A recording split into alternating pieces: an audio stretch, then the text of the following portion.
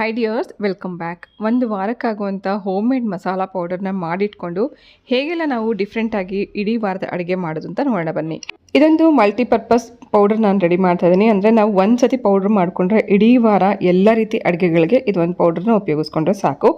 ಅದು ವೆಜ್ ಆಗಲಿ, non veg ಆಗಲಿ, ಮಿಕ್ಸ್ ವೆಜಿಟೇಬಲ್ ಕುರ್ಮಾ ಆಗಲಿ, ಅಥವಾ ಎಗ್ ಕರಿ ಆಗಲಿ, ಹಾಗೆ ಕಡಾಯಿ ಪನ್ನೀರ್ ಆಗಲಿ, ಆಲೂ ಕರಿ ಆಗಲಿ, ಎಲ್ಲದಕ್ಕೂ ಇದು ಒಂದು ಪೌಡರ್ ನೀವು ಹಾಕ್ಕೊಂಡ್ರೆ ಸಾಕು. ಇದನ್ನು ಅನ್ನಕ್ಕೆ, ಚಪಾತಿಗೆ ಅಂತಿದ್ದಕ್ಕೆ ಗೊಜ್ಜು ಥರ, ಗ್ರೇವಿ ಥರ ಮಾಡ್ಕೊಂಡು ತಿನ್ಬೋದು. ಸೊ ಈ ಮಸಾಲ ಪೌಡರ್ ಮಾಡೋದಕ್ಕೆ ನಾನಿಲ್ಲಿ ಗರಂ ಮಸಾಲ ಫಸ್ಟು ರೆಡಿ ಮಾಡ್ಕೊಂಡಿದ್ದೀನಿ. ಪಲಾವ್ ಎಲೆ, ಚಕ್ಕೆ, ಲವಂಗ, ಮೆಣಸು, ಜೀರಿಗೆ, ಹಾಗೆ 2 ರೀತಿ ಏಲಕ್ಕಿ ಸ್ವಲ್ಪ ಹಾಕ್ಕೊಂಡು ಒಂದು ವಾರಕ್ಕಾಗೋಷ್ಟು ಮಸಾಲ ಮಾತ್ರ ಗ್ರೈಂಡ್ ಮಾಡ್ಕೊಳ್ಳೋಣ. ಇದನ್ನೆಲ್ಲ ಮೊದಲು ಹುರ್ಕೋಬೇಕು. ಗರಂ ಮಸಾಲ ಜೊತೆಗೆ ಒಂದು ಅರ್ಧ ಅಥವಾ ಮುಕ್ಕಾಲು ಕಪ್ಪಷ್ಟು ಹುರಿಗಡಲೆ ಬೇಕಾಗುತ್ತೆ. ಇದ್ರ ಜೊತೆಗೆ ಅರ್ಧ ಕಪ್ಪಷ್ಟು ಮಗಾಜ್ ತೊಗೊಂಡಿದ್ದೀನಿ. ಇದು ಕಲ್ಲಂಗರಿ ಬೀಜ ಅಂತ ಹೇಳ್ತಾರಲ್ಲ ಅದು. ಹಾಗೆ ಒಂದು ಅರ್ಧ ಕಪ್ಪಷ್ಟು ಗೋಡಂಬಿ. ಇದಿಷ್ಟಿದ್ರೆ ಒಂದು ರೆಸ್ಟೋರೆಂಟ್ ಸ್ಟೈಲಲ್ಲಿ ನಾವೊಂದು ಗ್ರೇವಿ ಮನೆಯಲ್ಲೇ ಈಸಿಯಾಗಿ ಯಾವಾಗ ಬೇಕಾದ್ರೆ ಅವಾಗ ಒಂದು 2 ನಿಮಿಷದಲ್ಲಿ ಮಾಡ್ಕೋಬೋದು. ಮೊದಲು ಇದಕ್ಕೆ ಬೇಕಾಗಿರುವಂಥ ಮಸಾಲೆ ಎಲ್ಲ ಹುರಿದು ರೆಡಿ ಮಾಡ್ಕೋತಾ ಇದ್ದೀನಿ. ಗರಂ ಮಸಾಲ ಫಸ್ಟ್ ಒಂದು ಸ್ವಲ್ಪ ಹೊತ್ತು ಇದನ್ನು ಬಿಸಿ ಮಾಡ್ಕೊಳ್ಳೋಣ. ಇದನ್ನು ಬಿಸಿ ಮಾಡಿಕೊಂಡು ನಂತರ ಪೌಡ್ರ್ ಮಾಡಿಕೊಂಡ್ರೆ ಒಂದು ಒಳ್ಳೆ ಸುವಾಸನೆಯೂ ಇರುತ್ತೆ. ತುಂಬ ದಿನ ಇದಕ್ಕೆ ಒಂದು ಲೈಫ್ ಕೂಡ ಸಿಗುತ್ತೆ. ಅಂದರೆ ಬೇಗ ಹಾಳಾಗಲ್ಲ, ಪೌಡ್ರ್ ಸ್ಮೆಲ್ ಬರಲ್ಲ, ತುಂಬ ಚೆನ್ನಾಗಿ ಒಳ್ಳೆ ಘಮ ಇರುತ್ತೆ. ಎಲ್ಲ ಒಂದು ಒಳ್ಳೆ ಘಮ ಬರೋವರೆಗೂ ಹುರ್ಕೊಂಡು ತೆಕ್ಕೊಂಡ ನಂತರ ಅದೇ ಬಾಣಲಿನಲ್ಲೇ ಮಗಾಜ್ ಮತ್ತು ಗೋಡಂಬಿ ಹುರ್ಕೋತಾ ಇದ್ದೀನಿ. ಗೋಡಂಬಿ ಮತ್ತು ಮಗಾಜ್ ಹುರಿದುಬಿಟ್ಟು ಹಾಕೋದ್ರಿಂದ ಪೌಡರ್ ಯಾವುದೇ ಕಾರಣಕ್ಕೂ ಹುಳು ಆಗಲ್ಲ. ಗ್ರೇವಿ ಗಟ್ಟಿ ಬರೋದಕ್ಕೋಸ್ಕರ ನಾವು ಅದನ್ನು ಬಳಸ್ತಾ ಇದ್ದೀವಿ. ಸೊ ಮಗಾಜ್ ಮತ್ತು ಗೋಡಂಬಿ ಹಾಕೋದ್ರಿಂದ ಒಂದು ರಿಚ್ ಟೇಸ್ಟ್ ಕೂಡ ಕೊಡುತ್ತೆ. ಮೊದಲು ಈ ತಣ್ಣಗಾಗಿರುವಂಥ ಗರಂ ಮಸಾಲ ಪೌಡ್ರ್ ಮಾಡಿಕೊಂಡು ಆನಂತರ ಗೋಡಂಬಿ ಮತ್ತು ಮಗಾಜನ್ನ ಪೌಡ್ರ್ ಮಾಡ್ಕೊಳ್ಳೋಣ. ಇದೆರಡು ಆಯಿಲ್ ರಿಲೀಸ್ ಮಾಡುತ್ತೆ, ಹಾಗಾಗಿ ಸ್ವಲ್ಪ ತಣ್ಣಗಾದ್ಮೇಲೆ ಪೌಡ್ರ್ ಮಾಡ್ಕೋಬೇಕು. ಗರಂ ಮಸಾಲ ನುಣ್ಣಗಾಗೋ ಹಾಗೆ ಈ ರೀತಿ ಪೌಡ್ರ್ ಮಾಡಿಕೊಂಡು ಒಂದು ಅಗಲವಾಗಿರುವಂಥ ಬೌಲಲ್ಲಿ ಇದನ್ನು ಹಾಕ್ಕೊಂಡಿದ್ದೀನಿ. ಒಂದಾದಮೇಲೆ ಒಂದು ಸಪ್ರೇಟಾಗಿ ಇದೆಲ್ಲ ಪೌಡ್ರ್ ಮಾಡ್ಕೋಬೇಕು. ನಂತರ ಹುರಿಗಡಲೆ ಹಾಕ್ಕೊಂಡಿದ್ದೀನಿ. ಮುಕ್ಕಾಲು ಕಪ್ಪಷ್ಟು ಹುರಿಗಡಲೆ ಹಾಕಿ ನುಣ್ಣಗಾಗೋ ಹಾಗೆ ಪೌಡರ್ ಮಾಡ್ಕೊಂಡು ಮಿಕ್ಸ್ ಮಾಡಿಕೊಂಡು ಆನಂತರ ತಣ್ಣಗಾಗಿರೋವಂಥ ಗೋಡಂಬಿ ಮತ್ತು ಮಗಾಜು ಹಾಕಿ ಪೌಡ್ರ್ ಮಾಡ್ಕೊಳ್ಳೋಣ. ಬಿಸಿ ಇರುವಾಗಲೇ ಗೋಡಂಬಿ ರುಬ್ಬಿದ್ರೆ ಗಂಟುಗಳಾಗ್ಬಿಡುತ್ತೆ. ತಣ್ಣಗಾದ್ಮೇಲೆ ಪೌಡ್ರ್ ಮಾಡಿಕೊಂಡು ಒಂದ್ಸತಿ ಇದನ್ನೆಲ್ಲ ಚೆನ್ನಾಗಿ ಮಿಕ್ಸ್ ಮಾಡ್ಕೊಂಡಿದ್ದೀನಿ. ಹಾಗೆ ಇದಕ್ಕೆ ತಕ್ಕಷ್ಟು ಒಂದು ವಾರಕ್ಕೆ ನಾವು ಎಷ್ಟು ಗ್ರೇವಿ ಮಾಡ್ತೀವಿ ಅದಕ್ಕೆ ತಕ್ಕಷ್ಟು ಮಸಾಲೆ ಪುಡಿಗಳನ್ನು ಹಾಕೋಣ. 1 ಟೇಬಲ್ ಸ್ಪೂನಷ್ಟು ಅರಿಶಿನ, ಮುಕ್ಕಾಲು ಕಪ್ಪಷ್ಟು ರೆಡ್ ಚಿಲ್ಲಿ ಪೌಡರ್, ಮುಕ್ಕಾಲು ಕಪ್ಪು ಧನಿಯಾ ಪೌಡರ್, ಒಂದು ಮುಕ್ಕಾಲು ಟೇಬಲ್ ಸ್ಪೂನಷ್ಟು ಉಪ್ಪು ಹಾಕಿದ್ದೀನಿ. ಉಪ್ಪು ನಮಗೆ ಇದಕ್ಕೆ ಪ್ರಿಸರ್ವೇಟಿವ್ ಥರ ಕೆಲಸ ಮಾಡುತ್ತೆ. ನೀವು ಗ್ರೇವಿ ಮಾಡೋವಂಥ ಟೈಮಲ್ಲಿ ನೋಡಿಕೊಂಡು ಉಪ್ಪು ಅಥವಾ ಖಾರ ಬೇಕಾದ್ರೆ ಅಡ್ಜಸ್ಟ್ ಮಾಡ್ಕೋಬೋದು.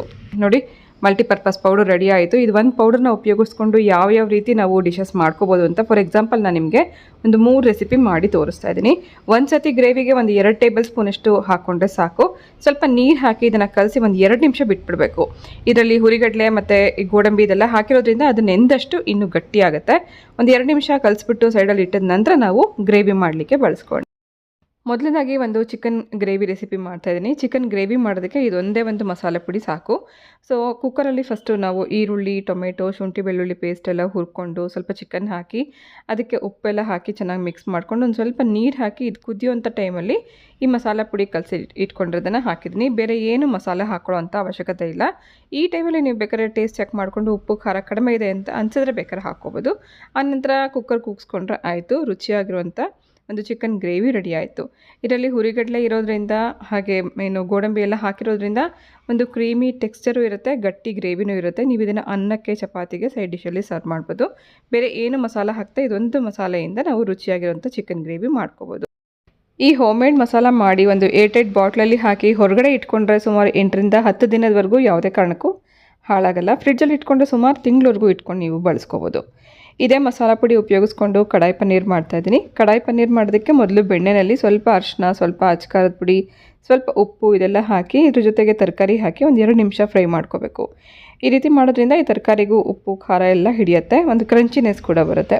ಇಲ್ಲಿ ಪನ್ನೀರ್ ಇದೆ, ಈರುಳ್ಳಿ, ಟೊಮೆಟೊ, ಕ್ಯಾಪ್ಸಿಕಮ್ ಇದೆ. ಒಂದು 2 ನಿಮಿಷ ಫ್ರೈ ಮಾಡಿಕೊಂಡು ಸಪ್ರೇಟಾಗಿ ಇದನ್ನು ಒಂದು ಪ್ಲೇಟಲ್ಲಿ ಇಟ್ಕೊಂಡಿದ್ದೀನಿ. ಇದೇ ಬಾಣಲಿನಲ್ಲಿ ನಮ್ಮ ಹೋಮ್ ಮೇಡ್ ಮಸಾಲ ಪೌಡರ್ನ ಉಪಯೋಗಿಸ್ಕೊಂಡು ಕಡಾಯಿ ಪನ್ನೀರ್ ಮಾಡೋಣ. ಸೊ ಬಾಣಲಿನಲ್ಲಿ ಮತ್ತೆ ನಾನೇನು ಎಣ್ಣೆ ಬೆಣ್ಣೆ ಏನೂ ಹಾಕಿಲ್ಲ. ಅದರಲ್ಲಿ ಸ್ವಲ್ಪ ಹಾಲಿನ ಕೆನೆ, ಸ್ವಲ್ಪ ಹಾಲು ಇದೆರಡನ್ನೂ ಮಿಕ್ಸ್ ಮಾಡಿ ಹಾಕಿದ್ದೀನಿ. ಫ್ರೆಶ್ ಕ್ರೀಮ್ ಇದ್ದರೆ 2 ಟೇಬಲ್ ಸ್ಪೂನಷ್ಟು ಫಸ್ಟು ಫ್ರೆಶ್ ಕ್ರೀಮ್ನ ಹಾಕಿ ಆನಂತರ ಈ ಮಸಾಲೆ ಪುಡಿ ಹಾಕಿ ಸ್ವಲ್ಪ ಈ ಗ್ರೇವಿನ ಕುದಿಸ್ಕೋಬೇಕು.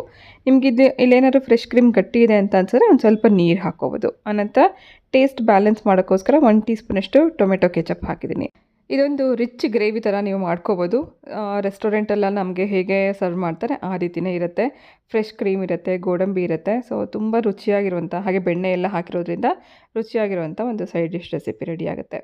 ಸ್ವಲ್ಪ ನೀರು ಹಾಕಿ ಇದನ್ನು ಕುದಿಸ್ಕೊಳ್ಳೋಂಥ ಟೈಮಲ್ಲೇ ಫ್ಲೇವರ್ಗೋಸ್ಕರ ಸ್ವಲ್ಪ ಕಸೂರಿ ಮೇಥಿ ಹಾಕಿದ್ದೀನಿ. ಅದು ಸ್ವಲ್ಪ ಕುದಿ ಬಂದ ನಂತರ ನಾವು ಫಸ್ಟೇ ಫ್ರೈ ಮಾಡಿ ಇಟ್ಕೊಂಡಿರೋಂಥ ತರಕಾರಿ ಹಾಕಿ 1 ನಿಮಿಷ ಇದನ್ನು ಮಿಕ್ಸ್ ಮಾಡಿಕೊಂಡ್ರೆ ಸಾಕು. ಈ ಟೈಮಲ್ಲಿ ನಾವು ಇದಕ್ಕೆ ಬೇಕಾಗುವಷ್ಟು ಉಪ್ಪು ಹಾಕೋಣ. ಪೌಡರ್ಗೆ ಮಾತ್ರ ನಾವು ಸ್ವಲ್ಪ ಉಪ್ಪು ಹಾಕಿರ್ತೀವಿ. ನಾವು ಮಾಡೋಂಥ ರೆಸಿಪಿಗೆ ಎಷ್ಟು ಬೇಕು ಅಂತ ನೋಡಿಕೊಂಡು ನಾವು ಉಪ್ಪು ಖಾರ ಅಡ್ಜಸ್ಟ್ ಮಾಡ್ಕೋಬೋದು. 1 ಕುದಿ ಬಂದರೆ ಕಡಾಯಿ ಪನ್ನೀರ್ ರೆಡಿ ಆಯಿತು. ಇದಕ್ಕೂ ಕೂಡ ಬೇರೆ ಏನು ಮಸಾಲೆ ಹಾಕದೆ ನಾವು ಮಾಡಿರೋಂಥ ಹೋಮ್ ಮೇಡ್ ಮಸಾಲೆಯಿಂದನೇ ರುಚಿಯಾಗಿರೋಂಥ ಕಡಾಯಿ ಪನ್ನೀರ್ ಮಾಡ್ಕೋಬೋದು. ಸೊ ಇದನ್ನು ಚಪಾತಿಗೆ, ಫುಲ್ಕ ಮತ್ತು ತಂದೂರಿ ರೋಟಿ ಇಂಥದಕ್ಕೆಲ್ಲ ಸೈಡ್ ಡಿಶಲ್ಲಿ ಸರ್ವ್ ಮಾಡ್ಬೋದು. ಖಂಡಿತ ಇದನ್ನು ಒಂದ್ಸತಿ ನೀವು ಕೂಡ ಟ್ರೈ ಮಾಡಿ ನೋಡಿ. ಇದೇ ಹೋಮ್ ಮೇಡ್ ಮಸಾಲ ಉಪಯೋಗಿಸ್ಕೊಂಡು ಕ್ವಿಕ್ಕಾಗಿ ಒಂದು ವೆಜಿಟೇಬಲ್ ಕುರ್ಮಾ ಹೇಗೆ ಮಾಡೋದು ಅಂತ ನೋಡೋಣ. ಇದಕ್ಕೆ ಕೆಲವು ತರಕಾರಿಗಳನ್ನ ಕಟ್ ಮಾಡಿ ಇಟ್ಕೊಂಡಿದ್ದೀನಿ. ಹಾಗೆ ಸ್ವಲ್ಪ ಈರುಳ್ಳಿ, ಹಾಗೆ ಸ್ವಲ್ಪ ಟೊಮೆಟೊ ಪ್ಯೂರಿ ಮಾಡಿ ಇಟ್ಕೊಂಡಿದ್ದೀನಿ. ಸೊ ಕೆಲವು ನಿಮಿಷದಲ್ಲಿ ನಿಮಗೊಂದು ಕುರ್ಮಾ ರೆಡಿ ಆಗುತ್ತೆ. ಬೇರೆ ಏನು ಮಸಾಲ ಹಾಕ್ತೆ ಇದೊಂದು ಹೋಮ್ ಮೇಡ್ ಮಸಾಲ ಪೌಡರಿಂದ. ಮೊದಲು ಬಾಣಲಿ ಇಟ್ಕೊಂಡು ಅದರಲ್ಲಿ 1 ಸ್ಪೂನಷ್ಟು ಎಣ್ಣೆ ಹಾಕಿ, ಎಣ್ಣೆ ಬಿಸಿ ಆದಮೇಲೆ ಸ್ವಲ್ಪ ಜೀರಿಗೆ ಹಾಕಿದ್ದೀನಿ. ಜೀರಿಗೆ ಘಮ್ ಅಂತ ಸ್ಮೆಲ್ ಬಂದ ನಂತರ ಈರುಳ್ಳಿ ಕಟ್ ಮಾಡಿದ್ದನ್ನು ಹಾಕಿ ಫ್ರೈ ಮಾಡ್ಕೊಳ್ಳೋಣ. ಈರುಳ್ಳಿ ಹುರಿಯೋಂಥ ಟೈಮಲ್ಲಿ ಸ್ವಲ್ಪ ಶುಂಠಿ ಬೆಳ್ಳುಳ್ಳಿ ಪೇಸ್ಟ್ ಹಾಕಿ ಫ್ರೈ ಮಾಡ್ಕೋಬೇಕು. ಇದು ಲೈಟಾಗಿ ಟ್ರಾನ್ಸ್ಪರೆಂಟ್ ಆದ ನಂತರ ಕಟ್ ಮಾಡಿ ಇಟ್ಕೊಂಡಿರೋಂಥ ತರಕಾರಿ ಹಾಕೋಣ. ನೀವಿಲ್ಲಿ ಹೂಕೋಸು ಮತ್ತು ಆಲೂಗಡ್ಡೆ, ಗೆಡ್ಡೆಕೋಸು ಇಂಥದನ್ನೆಲ್ಲ ಹಾಕ್ಕೋಬೋದು. ನಾನಿಲ್ಲಿ ಕೆಲವು ತರಕಾರಿಗಳನ್ನ ಮಾತ್ರ ಹಾಕಿದ್ದೀನಿ. ತರಕಾರಿ ಹುರಿಯೋಂಥ ಟೈಮಲ್ಲೇ 2 ಟೊಮೆಟೊ ಪ್ಯೂರಿ ಹಾಕಿದ್ದೀನಿ. ಟೊಮೆಟೊ ಪ್ಯೂರಿ ಹಾಕೋದ್ರಿಂದ ನಮಗೆ ಗ್ರೇವಿ ಕನ್ಸಿಸ್ಟೆನ್ಸಿ ಚೆನ್ನಾಗಿರುತ್ತೆ. ನಾವು ಅನ್ನಕ್ಕೂ ಕೂಡ ಕಲಿಸ್ಕೋಬೋದು, ಆ ರೀತಿ ಇರುತ್ತೆ. ಪ್ಯೂರಿ ಹಾಕಿ ಸ್ವಲ್ಪ ಹೊತ್ತು ಇದನ್ನು ಫ್ರೈ ಮಾಡ್ಕೊಳ್ಳೋಂಥ ಟೈಮಲ್ಲೇ ಹೋಮ್ ಮೇಡ್ ಮಸಾಲ ಪೌಡರ್ ಹಾಕೋಣ. ನಮ್ಗೆ ಇದಕ್ಕೆ ಎಷ್ಟು ಬೇಕು ಅಂತ ನೋಡ್ಕೊಂಡು ಹಾಕೋಬೋದು. ಗ್ರೇವಿ ಜಾಸ್ತಿ ಬೇಕು ಅಂದರೆ 3 ಸ್ಪೂನ್ ಹಾಕ್ಕೋಬೋದು, ಇಲ್ಲಾಂದರೆ 2 ಸ್ಪೂನ್ ನಿಮಗೆ ಸಾಕಾಗುತ್ತೆ ಬರೀ ಚಪಾತಿಗೆ ಅಂದರೆ. ಸ್ವಲ್ಪ ಹೊತ್ತು ಈ ಮಸಾಲ ಜೊತೆಗೆ ಈ ತರಕಾರಿನೂ ಮಿಕ್ಸ್ ಮಾಡ್ಕೋಬೇಕು. ಸೊ ಈ ಟೈಮಲ್ಲಿ ನೀವು ಇದಕ್ಕೆ ನೀರು ಮತ್ತು ಉಪ್ಪು, ಖಾರ ಇದನ್ನೆಲ್ಲ ಹಾಕಿ ಚೆಕ್ ಮಾಡಿಕೊಂಡು 1-2 ನಿಮಿಷ ಕುದಿಸ್ಕೊಂಡ್ರೆ ಆಯಿತು. ನನಗಿದು ಅನ್ನಕ್ಕೂ ಬೇಕಾಗುತ್ತೆ, ಚಪಾತಿಗೂ ಬೇಕಾಗುತ್ತೆ. ಆ ರೀತಿ ಮಾಡ್ತಿರೋದ್ರಿಂದ ಒಂದು ಸೆಮಿ ಕನ್ಸಿಸ್ಟೆನ್ಸಿನಲ್ಲಿ ಮಾಡ್ತಾಯಿದ್ದೀನಿ. 2 ಕಪ್ ನೀರು ಹಾಕಿ ಕುದಿಯೋದಕ್ಕೆ ಬಿಟ್ಬೇಡ. ಇದರಲ್ಲಿ ಹುರಿಗಡಲೆ, ಗೋಡಂಬಿ ಎಲ್ಲ ಹಾಕಿರೋದ್ರಿಂದ ನೀರು ಹಾಕಿದ್ಮೇಲೆ ಇದು ಕುದೀತಾ ಇದ್ದಂಗೆ ಗಟ್ಟಿನೂ ಆಗುತ್ತೆ. ಈ ರೀತಿ ಒಂದು ಥಿಕ್ನೆಸ್ ಬರುತ್ತೆ. ಇಷ್ಟ ಆದರೆ ನಮಗೆ ಸಾಕು. ತರಕಾರಿ ಕೂಡ ಬೆಂದಿರುತ್ತೆ. ತುಂಬ ಓವರ್ ಕುಕ್ ಮಾಡಿದೆ, ಸ್ವಲ್ಪ ಹೊತ್ತು ಬೇಯಿಸ್ಕೊಂಡ್ರೆ ಸಾಕು. ಕ್ವಿಕ್ಕಾಗಿ ಒಂದು 2-3 ನಿಮಿಷದಲ್ಲಿ ಒಂದು ವೆಜಿಟೇಬಲ್ ಕುರ್ಮಾ ರೆಡಿ ಆಗುತ್ತೆ. ನಾನು ಇದಕ್ಕೆ ಉಪ್ಪು, ಖಾರ ಎಲ್ಲ ಟೇಸ್ಟ್ ಚೆಕ್ ಮಾಡಿ ಹಾಕ್ಕೊಂಡಿದ್ದೀನಿ. ನಿಮ್ಮ ಪ್ರಕಾರ ನಿಮ್ಗೆ ಎಷ್ಟು ಖಾರ ಬೇಕು ಅಂತ ನೋಡ್ಕೊಂಡು ಹಾಕ್ಕೊಂಡ್ರೆ ಆಯಿತು. ಬೇರೆ ಏನೂ ಹಾಕ್ತೆ ಇಷ್ಟರಲ್ಲೇ ನೀವು ಒಂದು ವೆಜಿಟೇಬಲ್ ಕುರ್ಮಾ ಮಾಡ್ಕೋಬೋದು. ಇದನ್ನು ಪೂರಿಗೆ, ಚಪಾತಿಗೆ, ಅನ್ನಕ್ಕೆ ಇಂಥದಕ್ಕೆಲ್ಲ ಸೈಡ್ ಡಿಶಲ್ಲಿ ಸರ್ವ್ ಮಾಡ್ಬೋದು.